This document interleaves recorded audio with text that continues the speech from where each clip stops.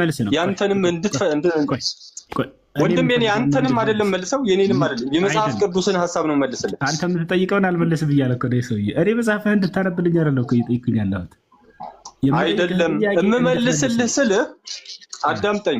የጥያቄህን መልስ አንተ እንደምትፈልገው ሳይሆን መጽሐፍ ቅዱስ እንደሚያዘው ነው እምመልስልህ ነው። ወደ መጽሐፍ ቅዱስ እየጠየኩኝ ያለሁት የአንተ እምነት ማስረጃ የለውም መጽሐፍ ቅዱስ ላይ እየሞገትኩህ ነው። ወደ መጽሐፉ አትሽሽ። እኔ ደግሞ እኮ የነገርኩህ በዮሐንስ ወንጌል በእኔ ወንድም ያዳምጠኝ በእኔ የመኑ ካለ የሚታመነው እሱ ነው። ስለዚህ ሃይማኖት ነው እያልኩህ ነው። በቃ ዛት ጥያቄ እሱ አይደለም። ኢየሱስ ክርስቶስ ትክክለኛው ሃይማኖት ክርስትና ሃይማኖት ነው ብሎ አስተምሯል ወይ? እርሱ እኮ ነው የሚታመነው እንዴ? እርሱ እየታመነ ምንድነው? እኔ እውነት ላይ ብሏል። ኦኬ እሱ ውሸት ነው አላልኩም። እውነትን መንገድን እሱ አይደለም ጥያቄው። ወደ እሱን አትሸሽ። አያስኬድም እሱ ኢየሱስ ክርስቶስ ትክክለኛ ሃይማኖት እንዴት አይሰጥም? ሃይማኖት ነው ብሎ አስተምሯል። ትክክለኛው እምነት አልከኝ አይደል እንዴ? ትክክለኛ ሃይማኖት ክርስትና ሃይማኖት ነው ትክክለኛ አስተምሯል። የሚታመነው እርሱ ነው። እርሱም ደግሞ እውነትም መንገድም ሕይወትም እኔ ነኝ፣ በእኔ የሚያምን የዘላለም ሕይወት አለው ብሎ ተናግሯል። ስለዚህ እሱን አልጠየቅኩም። ከዚህ የበለጠ በቃሽ። እሺ ክርስቲያኖች ተብለው የተጠሩት አንተ መስማት የምትፈልገውን ብቻ ነው መስማት የምትፈልገው።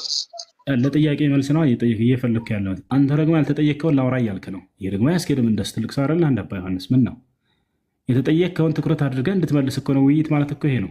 አይ እኔ የምፈልገውን ዝም ብዬ መጽሐፉን ሂጅ ላንብብልህ፣ ይሄ አያስኬድም። እሱ ቸርች ነው የሚያስኬደው። ቤተክርስቲያን ከፍታችሁ ልጆች አሏቸው ቁጭ ብላ ያዳምጣሉ። ምንም ጥያቄ አይጠይቁም። እነሱን መጽሐፉን አንብቡላቸው። እኛ ጋር ግን ለጥያቄው መልስ ነው የምንፈልገው።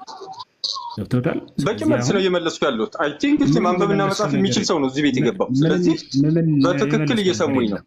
ምንም የመለስከ ነገር የለም። አንድ ቦታ እየሰሙኝ ነው።